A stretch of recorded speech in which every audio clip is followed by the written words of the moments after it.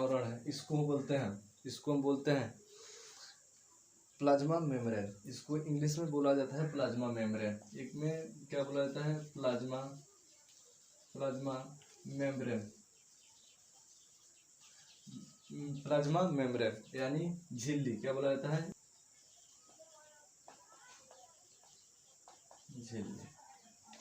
ये हमारी ये जो गोल सर्किल है एक कोशिका होता है, इसी के अंदर सारे हमारे कोशिका के मटेरियल अवेलेबल रहते हैं। ठीक है, इसको इंग्लिश में बोला जाता है प्लाज्मा मेम्ब्रेन, इसको इंग्लिश में बोला जाता है प्लाज्मा मेम्ब्रेन, इसको हिंदी में बोलते हैं झिल्ली। ये हमारी कोशिका का ये सबसे जो पहला भाग होता है, पहला जो ऊपर वाला जो परत होता है, इसको झिल्ली बोला जाता है। हम इसको एक और नाम दे सकते हैं, कोशिका झिल्ली दे सकते हैं कि ना दे सकते हैं। इसको क्या कह सकते हैं, कोशिका झिल्ली। इसको भी कह सकते हैं हम कोशिका झिल्ली, कोशिका झिल्ली, इसको हम बोलते हैं कोशिका झिल्ली। अगर हम इसको एक और नाम दे दें, अगर इसको हम एक और नाम दे देते हैं, क्या नाम दे देते हैं, इसका एक और नाम देते हैं सेल मेम्ब्रेन। क्या हो गया, सेल मेम्ब्रेन, इसका नाम एक और दे दिया हमने सेल मेम्ब्रेन, यानी कोशिका झिल्ली का नाम हो गया सेल मेम्ब्रेन। सेल माने कोशिका, मेम्ब्रेन मतलब झिल्ली। ये झिल्ली जो होता है कभी मोटा नहीं होता है, झिल्ली हमेशा क्या होता है, पतला होता है। ठीक है, ये प्रोटीन का बना होता है, समझ में आ कि नहीं, ये प्रोटीन का बना होता है। किसका बना होता है, प्रोटीन का। हमारे शरीर में जितनी भी सारी क्रियाएं होती है, सारी जितने भी मतलब हमारे शरीर में ऊर्जा अवेलेबल होता है, जो बनता है, जो कोशिकाओं से मिलकर बनता है, जितनी सारी क्रियाएं होती है, उसमें अधिकांश 96% क्या रहता है, प्रोटीन रहता है। ठीक है, अधिकांश प्रोटीन रहता है, बाकी सब और सब मटेरियल रहता है, ये प्रोटीन रहता है। ठीक है, ये जो कोशिका झिल्ली होता है, ये क्या करता है, अब जैसे मान लो कि आप बाजार गए, थैली लिए, झिल्ली लिए, और झिल्ली में चाय रख के लाए, या वो जो चाट होता है उसका पानी दे देता है, तो आप क्या करते हो, झिल्ली में रख के लाते हो। किसी तरह के पदार्थ को आप झिल्ली में रख के लाते हो ताकि वो गिरे नहीं। क्या होता है, गिरे नहीं। तो सारे को वो एक जगह रख के वो झिल्ली में रख देता है ताकि वो फाटे नहीं। तो यही ये जो झिल्ली होता है, सेम वही झिल्ली है। इसके अंदर बहुत सारी चीजें होती है और ऊपर से कवर कर दिया गया है, इसको झिल्ली नाम दे दिया गया है। क्या हो गया, हमारा झिल्ली हो गया। ये क्या हो गया, झिल्ली हो गया। ठीक है, झिल्ली हो गए। ठीक है, अब कुछ और भी होता है इसके अंदर, किसी का आवरण ज्यादा होता है, किसी का पतला होता है। अब एक बात बताओ कि अब ज्यादा जब द्रव लोगे, जो ज्यादा गिरने वाला होगा, वो एक झिल्ली में अगर रखते हो, अगर उससे नहीं होता है तो फिर क्या करते हो, एक और झिल्ली लगा देते हो, एक और प्लास्टिक लगा देते हो, वो क्या होता है, मजबूत हो जाता है। वैसे जानवरों में, अब जानवरों में देख लो, जानवर में क्या होता है, मोटी चमड़ी होती है, यानी हम जो है वो अपने कोशिकाओं को या कपड़े द्वारा, अच्छे अच्छे कपड़े, रंग बिरंगे कपड़े पहन के क्या करते हैं, ढक लेते हैं। ठंडी में अलग कपड़े पहन लेते हैं, बरसात में अलग पहनते हैं, टोपी वाले कपड़े पहन लेते हैं। वो क्या बोलता है, सारी नए नए कपड़े हम पहन लेते हैं, अपने कोशिका को ढक लेते हैं। लेकिन जानवर क्या करता है, जानवर ढक थोड़ी लेता है, उसकी बाल होती है, उसको मोटा परत की जरूरत होती है, कोशिका की मोटी परत की जरूरत होती है। तो भगवान ने ऐसा बनाया कि हम अपने कपड़े द्वारा अपने कोशिका को ढक सकते हैं, लेकिन जानवर तो नहीं ढक सकता है ना, इसलिए उसको मोटी चमड़ी दे दी गई। ठीक है, इसलिए भगवान ने उसको क्या किया, मोटी चमड़ी दे दिया, उसके चमड़े को बाल दे दिया।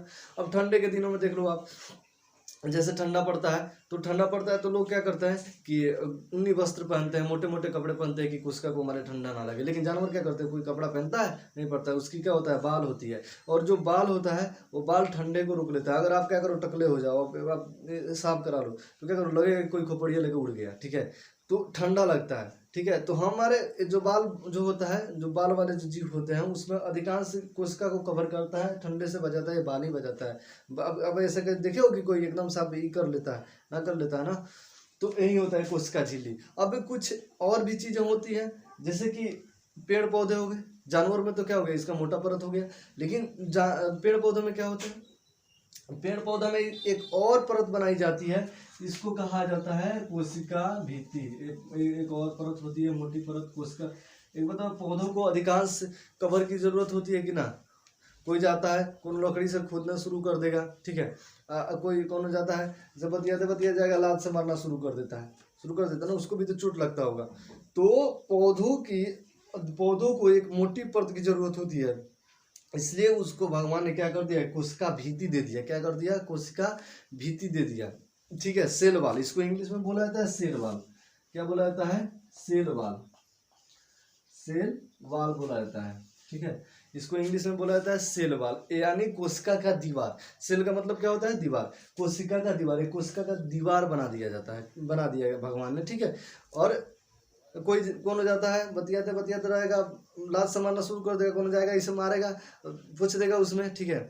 कौन हो जाएगा ऐसे ऐसे खोदता रहेगा, ठीक है। उसको तो एक आवरण की जरूरत होगी ना भाई, कि उसकी कोशिका फटे ना, ठीक है। तो एक पौधों में क्या बना जाता है? कोशिका भित्ति। अच्छा एक बात बता, मनुष्य में क्या होता है? कोशिका झिल्ली। पौधों में कोशिका भित्ति। कोशिका भित्ति हर एक चीज में रहता है, लेकिन पौधों में एक और आवरण उस पर चढ़ा दिया जाता है जिसका नाम है कोशिका भित्ति, यानी सेल वाल, ठीक है। क्लियर है। अब हम इसके अंदर पढ़ते हैं, किसके अंदर पढ़ते हैं? इसके अंदर होता है माइक्रोकॉन्ड्रिया, माइक्रोकॉन्ड्रिया, Golgi body, vacuoles, Golgi body माइक्रोकॉन्ड्रिया, Golgi body, vacuums, centrosome, ER, ठीक है। ईआर हो गया, और लाइसोसोम हो गया, और एक हो गया आपका न्यूक्लियस, बीच में न्यूक्लियस होता है, ठीक है। और यहाँ लाइसोसोम होता है, ठीक है। ये हमारी कोशिका के अंदर ये सारी चीजें अवेलेबल रहती है। माइक्रोकॉन्ड्रिया, गोल्गी बॉडी, वैक्यूम्स के अंदर अवेलेबल रहती है, ठीक है। अब हमें इसके बाद एक एक करके इस सारे चीजों के बारे में जानेंगे। हम समझ गए कि कोशिका झिल्ली क्या होता है, कोशिका भित्ति क्या होता है, इतना तो सारा समझ में आ गया ना? क्लियर है, समझ में आ रहा है ना? अब चलो, माइक्रोकॉन्ड्रिया हमारे शरीर के हर एक जगह में कोशिका होती है। ऐसा तो नहीं है ना कि कोई ऐसा बताओ कि कोई कोशिका हमारे शरीर में नहीं है। हमारे शरीर में हजारों कोशिकाएं हैं, हर एक जगह। यहाँ भी अंगुली पे भी कोशिका है, यहाँ सारी हर एक बॉडी में हमारे क्या है? कोशिका है। अब कोशिका को क्या चाहिए? ऑक्सीजन तो चाहिए। कोशिका को ऑक्सीजन चाहिए। ऑक्सीजन कौन लाता है? हम आप बोलोगे फेफड़ा सांस लेता है, फेफड़ा सांस नहीं लेता है। फेफड़ा एक टंकी है, क्या है? और ऑक्सीजन का एक टंकी है, ठीक है। अब आप एक बात समझो, फिल्टर है। जैसे छत पे टंकी लगी होती है और वहां से सब कनेक्शन दिया रहता है, सर हर एक पाइप में कनेक्शन दिया रहता है कि यहाँ जाएगा वहाँ जाएगा, जाता है कि ना? दिया रहता है कि नहीं? अब हम जब सांस लेते हैं तो ये सांस हमारे शरीर के अंदर फेफड़ा में जाता है, और जाने के बाद क्या होता है? यह हर एक, हम सांस लेने में क्या क्या चीज लेते हैं? ऑक्सीजन लेते हैं, कार्बन डाइऑक्साइड, नाइट्रोजन, ये सारी गैसें हम अपने अंदर ले लेते हैं। तो ये फेफड़ा क्या करता है? सारी चीजों को छाड़ता है, कहता है क्या करता है? कार्बन डाइऑक्साइड तुम्हारा काम नहीं है, अलग जाओ। ऑक्सीजन को ले लेता है, और ऑक्सीजन को लेने के बाद वह ब्लड के जरिए, खून के जरिए हमारे शरीर के हर एक कोशिका के माइक्रोकॉन्ड्रिया तक क्या पहुंचाता है। इसका होता है माइक्रोकॉन्ड्रिया। क्या बोलते हैं इसको? माइक्रोकॉन्ड्रिया, माइक्रोकॉन्ड्रिया, माइक्रोकॉन्ड्रिया ऊर्जा की, कोशिका का ऊर्जा गिरी भी कहते हैं। ये पावर हाउस है, कोशिका का क्या है? पावर हाउस है। तो ये जितने भी हम सांस लेते हैं तो ऑक्सीजन को क्या करता है? फेफड़ा अलग अलग छाड़ देता है, और ऑक्सीजन की जब जरूरत होती है, ऑक्सीजन को क्या करता है? ब्लड द्वारा हमारे हर एक कोशिका के माइक्रोकॉन्ड्रिया तक ये पहुंचाता है। कहाँ पहुंचाता है? हर एक कोशिका के माइक्रोकॉन्ड्रिया तक ये पहुंचाता है, ठीक है। अब कोशिका के अंदर जब माइक्रोकॉन्ड्रिया में जब एक अंग है, सारे कोशिका के क्या है? अंग है। तो माइक्रोकॉन्ड्रिया के जब अंदर ऑक्सीजन जाता है, ठीक है, तो कौन लेके जाता है? खून लेके जाता है, ब्लड लेके जाता है। लेकिन ब्लड के अंदर वास्तव में कौन लेके जाता है? हेमोग्लोबिन। अगर हेमोग्लोबिन ना रहे, किसी को आप देखो कि महिलाओं में हेमोग्लोबिन की मात्रा कम होती है। महिलाओं में क्या होता है? हेमोग्लोबिन की मात्रा कम होती है। तो हेमोग्लोबिन का मात्रा कम है, इसका मतलब कि वो ऑक्सीजन कम लेके जाएगा। जब हम सांस लेते हैं तो हेमोग्लोबिन क्या करता है? खून में मिला रहता है, और वो हेमोग्लोबिन ऑक्सीजन को लेके माइक्रोकॉन्ड्रिया तक पहुंचाता है, ठीक है।